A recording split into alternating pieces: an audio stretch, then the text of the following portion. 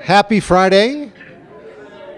We have three teams reporting out today. The first one will be North Water Treatment Design at the Chemical Building. We'll talk about two-way match and then emergency notification. I usually start with a question. How many people here have not yet been on, or I shouldn't say not yet been, but haven't been on a team-based problem-solving event in the last 6 months? Anyone? A few? All right. So I'd encourage you to get on a team, support Denver Water. There's a lot of things coming up. We've got an HR value stream, probably toward the middle of summer, looking all things how we do HR stuff. We've got a trades value stream, and both of those value streams will need fresh eyes. So you don't need to be an expert in HR. You don't have to be an expert in trades. You can be a member of those teams and sort of gain some deeper understanding of how things work here at Denver Water. And with that, I'll turn it over to Austin. All right, so we'll invite the North Water team up. Steve is going to take over and open up for you guys. He said he had a great opening joke, so. Wow. Wow. No pressure. So there I was. Sorry, I didn't prepare us. So we got together this week for a look at the North Water Treatment Plant, the Chemical Building. We did a 2P off 30% design. So let me introduce our team. And as you can see, we were big. It was a very large team. So going from your left across, Troy Byer, Zach Alabassi, Hilly Fair, Jenny Miller, Doug Sandrock, myself, Tyler Johnson, Bill Carter, David Blood, Ryan Cooley. You probably can't see, he's a little dark there. His head's just barely around the corner. Boyd Dunham, Craig Lammercraft, Whitney Rux, Jason Hopkins, Ezzy Sauter, Andrew Berger, and Justin Pye is not pictured. Some special thanks to the North Water Treatment Plant Design Team, the water treatment teams from all the different treatment plants for their valued input for their voice of the customer, Josh Albert, Tom Momfort, Jason Warwick, Adam Marquez, Ellen Newcomer, Denver Water Trade Shop personnel, and anyone that we may have missed. And sorry, I really didn't have a joke. I wasn't ready. Thanks. So the chemical building right now is at 30% design. So our reason for action was to get stakeholders and users to come into the design and kind of see where things are laid out, make it operable, make it maintainable, make it safe to get to access to pumps and clean out tanks and things like that. Before the event, staff from the 4 treatment plants were asked what they would want to see in the new chemical building. So they were broken up into basics, specific needs, and then delighters. Some of the basic needs that they wanted were to have level sensors on the tanks, to have containment areas. So if there's a spill of chemical, it's contained within the room. SCADA access, chemical showers. Some of the specific needs they wanted were a water heater for the safety showers so that the water wasn't cold when they ran the water on them. Chemical feed pumps that weren't on the floor, so they were at kind of waist level height to work out rather than having to lean over and work on them. And hot water for cleaning the chemical tanks. Some of the delighters they had were to have flexibility so that you could pump the sump in the chemical area either to the CMV or back up to the chemical tank, and then to have hose bibs on top of the tanks so that you can clean out the tanks without having to access the tanks.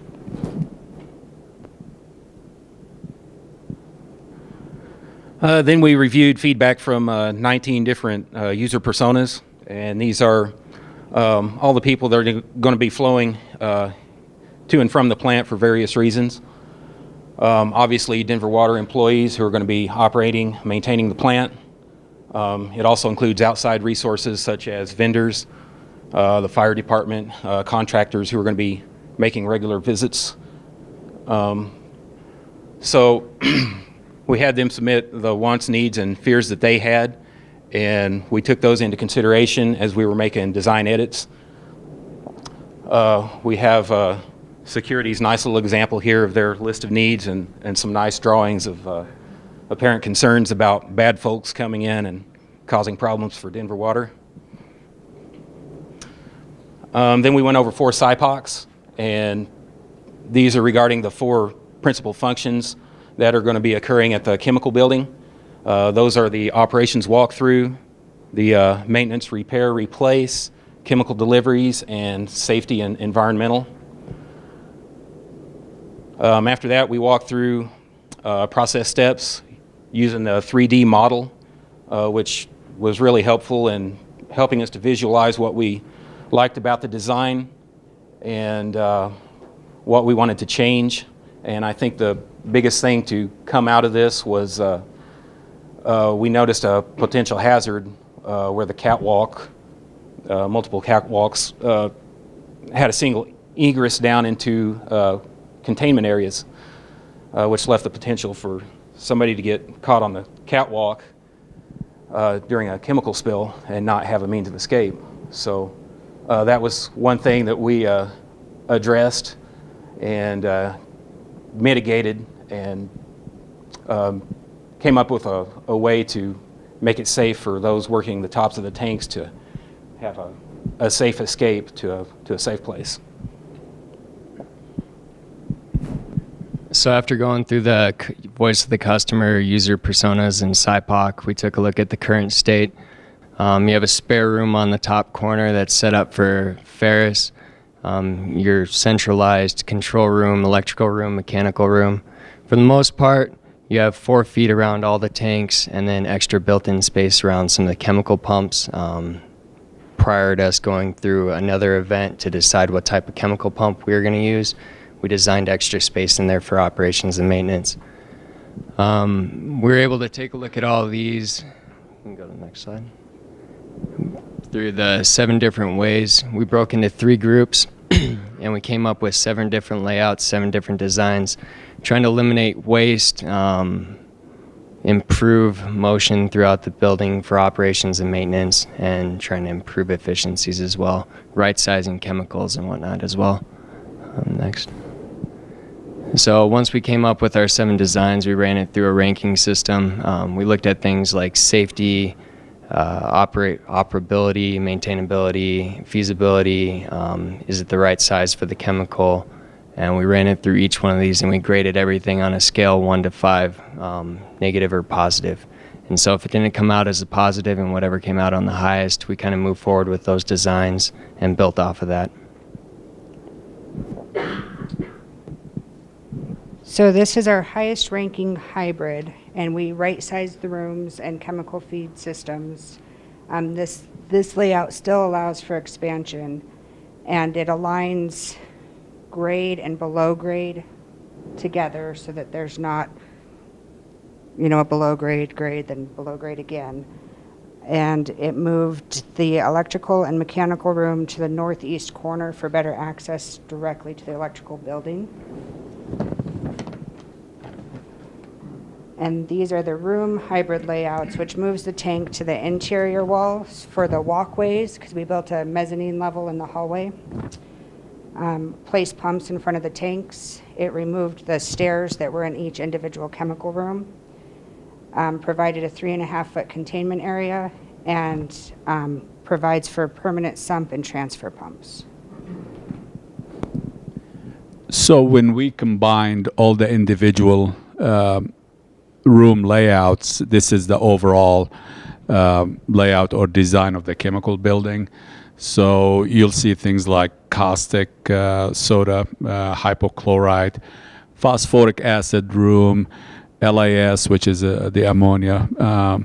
But we accounted for everything, and again, with the changes that we made on the individual layouts.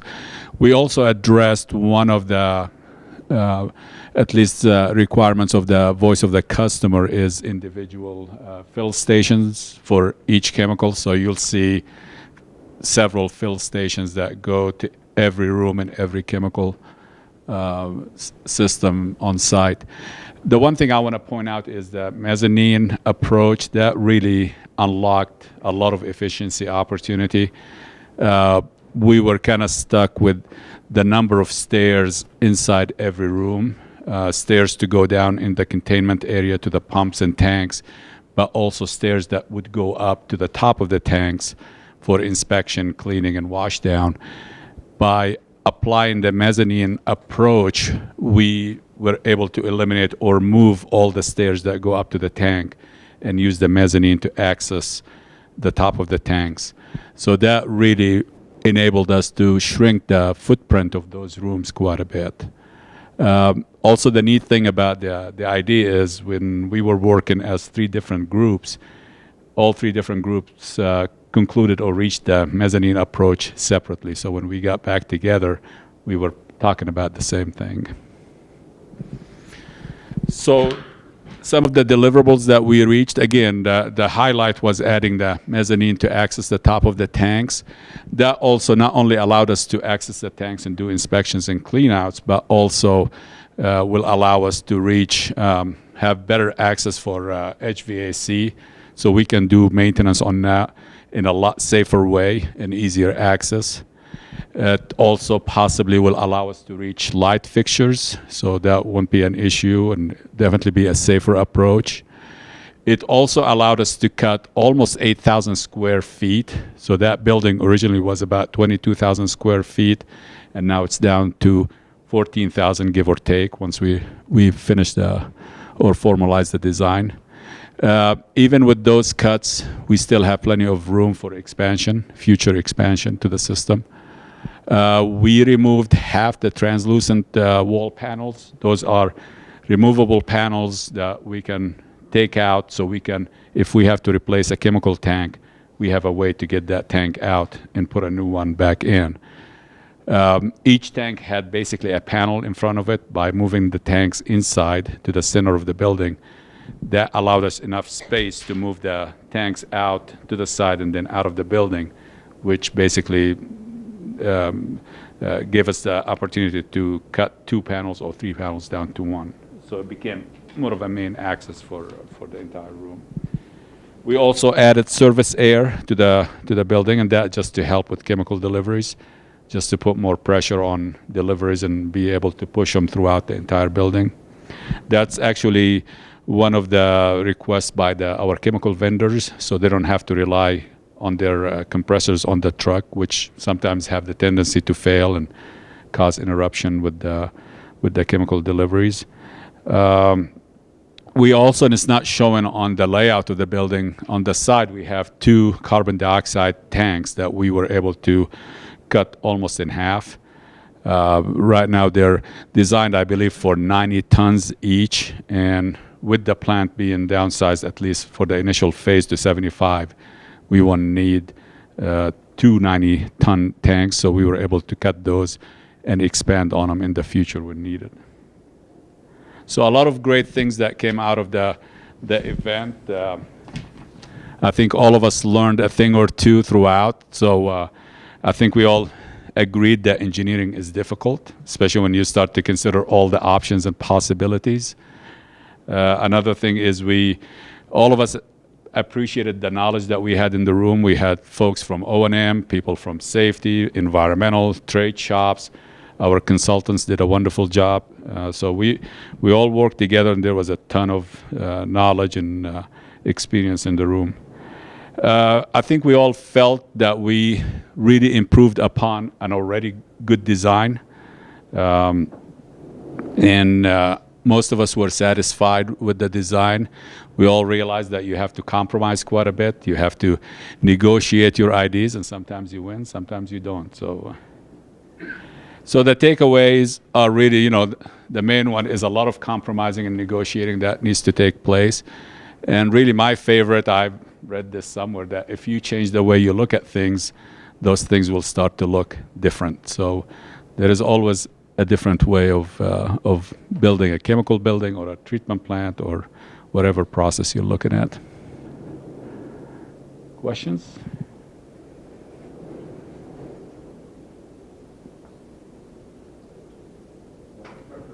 Tom. The question was about, are the chemical receiving areas going to be covered? And the answer is no.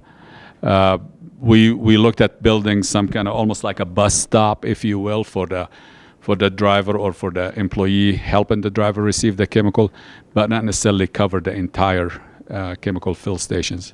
Because you saw on the drawings, there were quite a few of them. And chemical receiving usually is an hour or 2 hour event that once you hook up and get it going, you really don't need to stand there for the duration. Just keep an eye on it or monitor that through the security cameras. So we didn't feel there was a need to build covers over them. Any other questions? Thank you. Okay, real quick, Troy did a great job. He's been a really good fit for the Northwater plant. Do I need this? Yeah, okay, great. So, yeah, for the camera, great. I won't sing. But Troy's been doing a really good job. He's been on a couple Northwater events. So staff, they talked about it. We had 22 to 28 people at times out there working, a lot of them, including our computer programmers, had never seen this or laying out chemical systems. Sandrock was there. He'd never seen this before. Great team, and everybody had open minds. Schedule, they were ahead of schedule every day. With that many people in the room, it's like a legal meeting, you know? Sorry, I'm looking at Patty, sorry. Just saying. But they're ahead of schedule. And then the savings, amazing. So 8,000 square feet. I mean, why have a ladder in every single separate room? And they have one common ladder. It's safer, 8,000 square feet, HVAC systems less. We're already a net producer of energy. So very, very positive. And as a designer, the most important part is now everybody's going to quit looking at this because we're going to quit churning and we're going to start designing this. And they're not going to have 30 to 60, a bunch of discussion. So this team did a great job, a lot of good ideas, ahead of schedule every day. Good job. Thank you.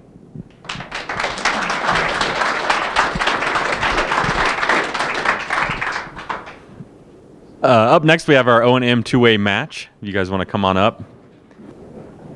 Good morning, everybody. So I'm really excited to share with you the results of several months of work. And who here wakes up in the morning worrying about the bills getting paid? Don't be shy. All finance people, come on. Yes, yeah, that's exactly how this started. Actually, O&M kind of reached out to us and said, we have a lot of pain with paying these invoices. Can we start talking about it and really look at how this is working or not working? So I want to read through the names of the folks that helped on this because it was really all of us working together to get it solved. It definitely wasn't something anybody on my team could have done without this team effort. So we had Raylani Smith, Lisa Salazar, Mark Barella, Susan Salazar, Pam Castillo Feldhauser, Mike Mercer, Amy Ingram from Contract Procurement, Stephanie Coates and Mary Price, Renee Hutchinson, Ian Oliver, Greg East, Bill Haskell, Patty Wellborn, and you'll see in a minute we have a very special person that helped out on this project. Yay, thank you. And special thanks to the special person who helped out on the project. This was supposed to be a tribute to the winning Toronto Maple Leafs, who unfortunately did not succeed in Game 7. But thank you anyway, Garth, for your special help. All right. So our reason for action, as Angela said, after Orca 2, O&M kind of realized that our invoice processing was complicated, non-standard, it involved a lot of handoffs, and we found ourselves asking, there's got to be a better way. So we went to our partners in finance and said, help! And they, as always, stepped up and said, yeah, let's go through this, let's figure it out. So that's kind of how the whole thing started, with just a mapping session between finance, O&M, and a few other key people. Next slide. I think this is Pam. So two-way match is basically once a contract has been implemented, a contract number has dollar amounts on it. We need somebody, whether it's an O&M or other divisions, to look at an invoice to say that the receiving has been done, give us the business unit if it is different from the contract, the authorization to pay for an invoice. Once they authorize all that, they are sending it to an email to accounts payable now, and we are matching per whatever was approved on the invoice. My turn. Why we're here is because Pam said I did none of that right, so we'll start over. Pam and I are close. in the current state, we found there's multiple ways to receive an invoice, multiple people receiving invoices. The process varies between sections, divisions, multiple billing frequencies, 2 weeks, months, whatever it may be, and no fault of my own, inconsistent invoice information. Oh, it's me already? Okay, well. So the target state is that we decided to route all of the invoices to one specific distribution list. So instead of it going to me and to Pam and to Mike and to everybody else, we have one distribution list for each set of section of invoices that go to that list, and then we know to approve them and then send them on to Pam. So we actually now have a process that once we actually go to the emails, then we have all the approvals across the board. So all departments will be approving invoices the same, with the same stamp, with the same information that we need, being that specifically TND or O&M does a little bit more because we need Maximos, but everybody else is good with business units, so we're good that way. And then we also set up a frequency because sometimes we were going per job invoices, we were also doing per week invoices, and then we were doing per month invoices, and so that all sucked. So what we did was we changed the contract terms in all of the contract to say that we wanted all 1 month or whatever frequency we decided at the beginning of the contract. We're looking at contracts that are, they may have just started or we're right in between them. And so we're like, hey, we need to reevaluate. We need to look at your billing schedule and get it all set up so it's all the way across the board. Everybody's beautiful. Everybody's on the same page. Everybody's stamp is on the same page. And then we also negotiate all of it up front, and we'll also have bids as well. So when we're getting the bids out there and we're like, hey, it wasn't ever looked up before, is like, what does your billing look like? Can you handle what we want, what you want us, or what we want you to do? Can you send us what we need? And so that'll be also bid in the bidding process before we say, yes, you can be our contractor. Oh, and then major changes. That's basically the same slide. So what do we have left to do? You can see our action plan. Most items are complete. Consistent with what Raylani just said, we looked at standardizing the invoicing language in all of our contracts, which is kind of near the bottom. The top one, we went through and we developed a list of all existing O&M contracts, and we went through and tried to determine which ones were high priority based on, we get, like she said, per job invoices. So Raylani's getting 80 invoices a week. Those are her pain points. The contract says per job, so we were trying to enforce things that were already in the contract and developing a priority list of things that we needed to either address now or we could revise and address at rebid. And then we have an open item with, Mark is working on a communication plan for our invoice approval process. Currently there's some issues with voucher approvers, I believe, who are going in to look at invoices too quickly after the vouchers are input. So there's some communication that needs to happen to smooth that process out, so we're not doing any rework there. Go ahead, Mike. What? Insights. This was great. Found out everybody does it right except for certain O&M group. But no, we're just a different animal. We work with a lot more like Maximos and business units. So our process is a little bit different. And Garth helped us with that. What did we learn? It's a lot more complicated than I thought it was, even though Pam beat it into my head all the time. And she wants me to admit that I was wrong on one thing, and I'm not going to do. There's more than one way to pay an invoice. We figured that out quickly. We tried to streamline. Amy really helped us out on that. We got together and met on all O&M contracts and streamlined the way we do that, so we do it one way. We get the right people in the room. We actually bring contract people that that we're going to do a contract with. We bring in their invoice people and set it up ahead of time so we can streamline it for Raylani and straighten out a lot of things with her. I'm pretty confident this process will work for the most part. We have some tweaking to do, and there's Mark Burrell is really going to help us out and do some of that. It's there, like I said, still a lot of work to do. Respect, it was a pretty large group at times when we started doing the process. Everybody respected others' opinions. They varied a lot. And vision was another one where we looked forward and, could see the end and see the better product. It's just getting to the better product. So that's pretty much where we're at. Questions? How many invoices are we talking about a month or a year? All of them. No. I was just adjusting my glasses. There's a lot. All of them. All of the invoices. Okay. So for Northern Barricades, which is our barricade company for specifically for T&D, I would get 114 pages a week, and that was invoicing. So there's anywhere between 35 invoices with receipts that I'd have to set up that way too. And then that was just one contract. Then we also have the CASI contract, which is asphalt, concrete, and saw cutting. Then there's also what is the other one? Oh, Iron Woman for dumps. And so and that was also on a weekly basis too, which we've either scheduled for weeks or months. And then there was a one-off, so we'd have actual saw cutting in the street, and they would give me, or vac trucking. Vac trucking would give me individual jobs for each one that they did. So either I could get like 10 a week or I could get one a week, and there's no rhyme or reason, there's no total, that sort of thing too. So yes, this is my job. That's what I was doing full time. So now we try to condense it to where she gets one invoice with 100 line items from each company. She also Per month. Absolutely.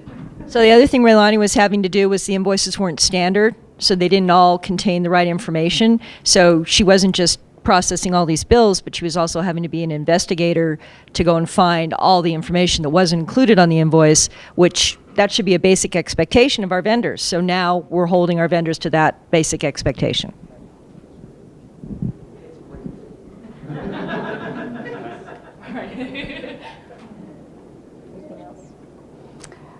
So I just want to close by saying, any of you who have pain points with your vendors, I would welcome a conversation to come and help. And I would just like to say a special thanks for O&M for reaching out and for working through this. We had so many people on their team helping us make this process better. So I'm just humbled and really thankful, and hope to continue to do more work to improve this. And thank you guys. Great team.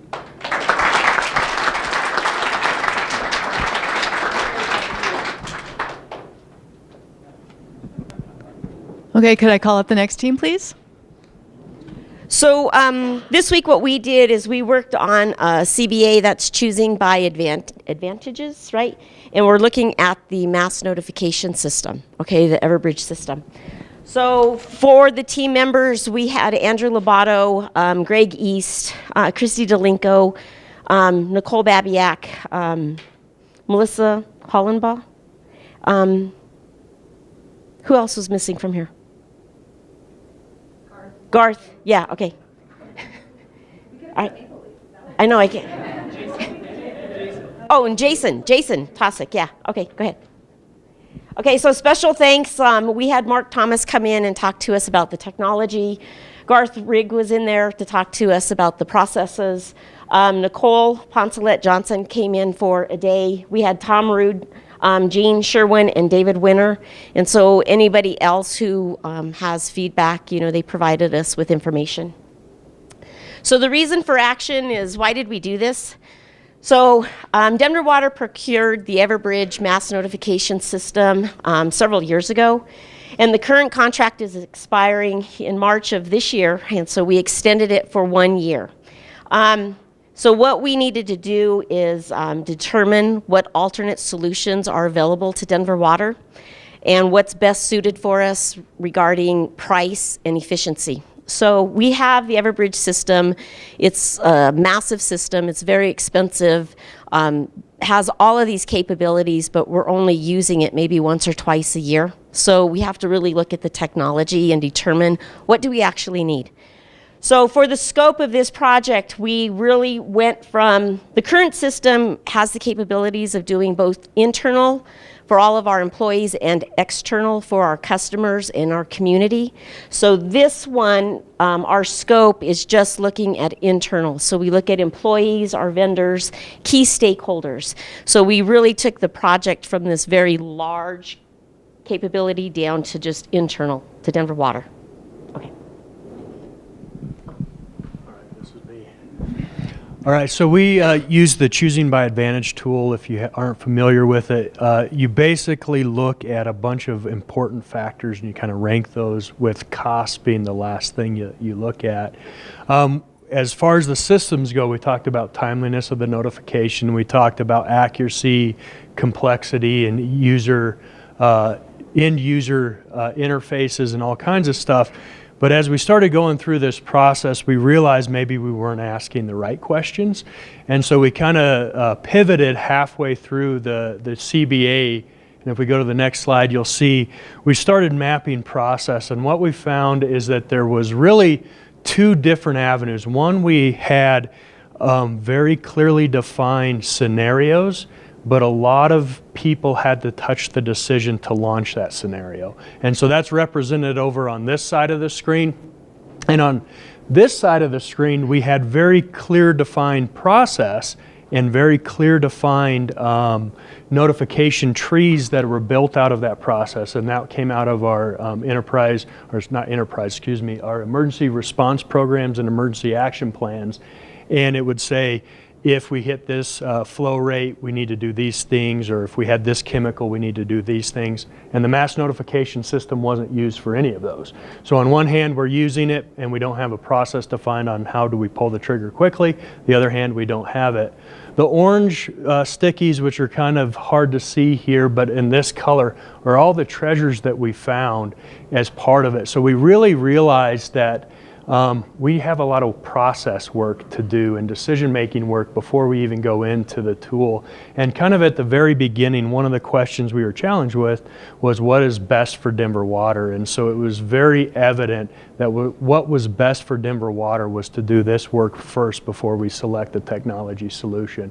And so a credit to the CI team and the entire team was that willingness to pivot and be agile in the application of the tool, as opposed instead of trying to just come with an outcome. So a credit to the team. So what we're going to do now is, because of the diagram that Jason just showed you, we're going to walk through some processes. So we're going to have 2 additional rapid improvement events. The first one is really going to be focusing on SOS and the treatment plants with the ERPs and the EAPs, and really looking at their trigger points. So right now we have call trees and we have external stakeholders that we need to notify, but every time we activate one of those emergency response plans, we have to physically call everybody. So we're making all of these phone calls, dispatch is getting slammed. The guys out in the field are making 2 and 3 different calls. So we want to look at those processes and figure out, how do we streamline it, and then how do we use the system to be able to call 911 first? We're having an incident at this facility, and the second call would probably be dispatch, who would push the button for everybody on that call tree to be notified once. So we're going to work on that. The second RIE is going to really be looking at this admin campus. Okay, so you guys remember the gas leak, right? So this is the one that we talked about, that we really don't have any policies or procedures or decision points. And so when something happens for this campus, who's making the decision? How quickly can we get people notified and get people moving so that they're safe and secure and our people are taken care of? So that will be the second one. And so we're going to walk through and really define, what do those processes look like.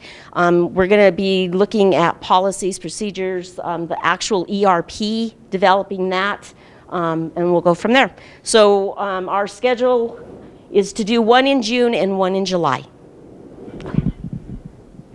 On my slides. I love it. So obviously we have metrics, things that we want to improve, and the big focus, not only for the CBA process, but for the rapid improvement events too, is really 3 things. So one is timeliness. We need to get the messages out to the people as soon as possible, right? I mean, you guys don't want to be in the middle of your drive and coming down here and then having to turn around and go back home.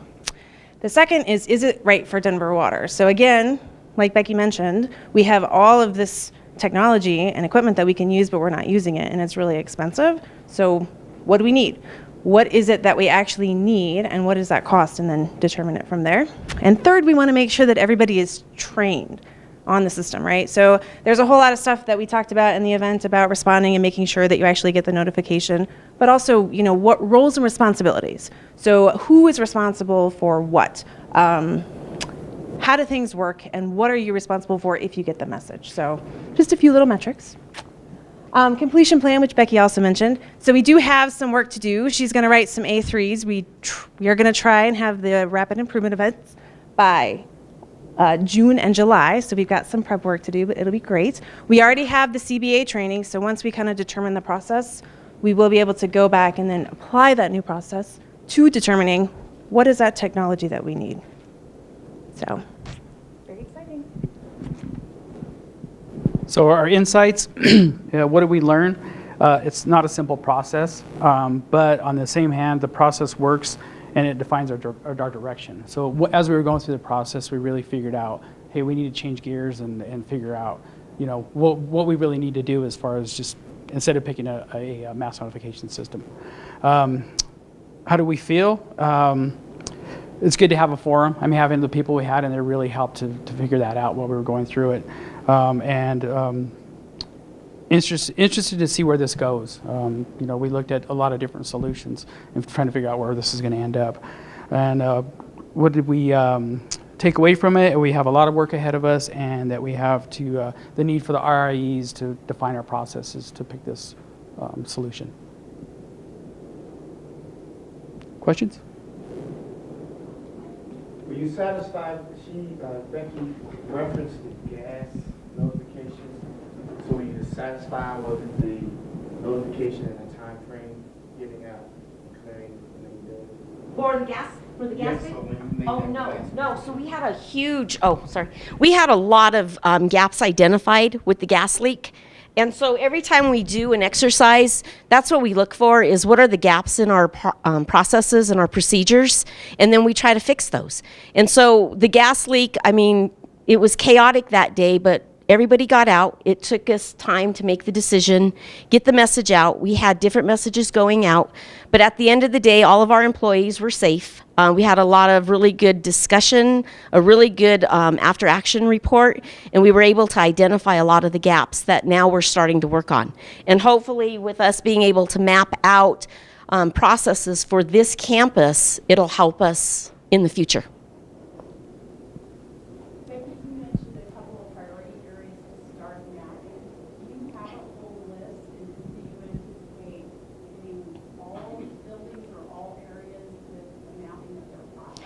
So for SOS and the treatment plant, under their regulations, we have the emergency action plans and also the emergency response plans.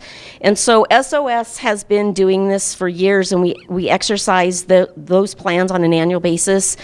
Treatment is starting to do their exercises. This is the second year that we'll be doing tabletops with them. So on the operation side, they're way ahead of this admin building. And so what we want to do is look at our hazards, our threats, and map out what do we need to do for this admin campus, and then get plans developed and roll it out into our training and exercise plan and start from there.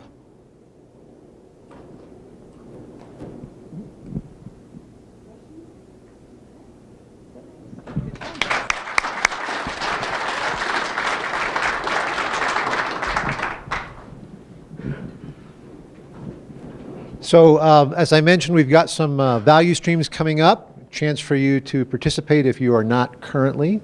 Also, choosing by advantages. There's an awful lot of things going on in the organization.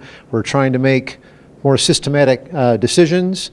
And all of this stuff comes down to really a very simple idea, which is we get the right people together in a room, and we shield them from the organization, and we let them go work on a problem. And whether that's a design problem, or it's emergency notification, or two-way match, it's really that simple, and it's also that difficult, right? How do you actually get the right people together, pull them together, and then shield them from the day-to-day stuff? But that's all we're doing.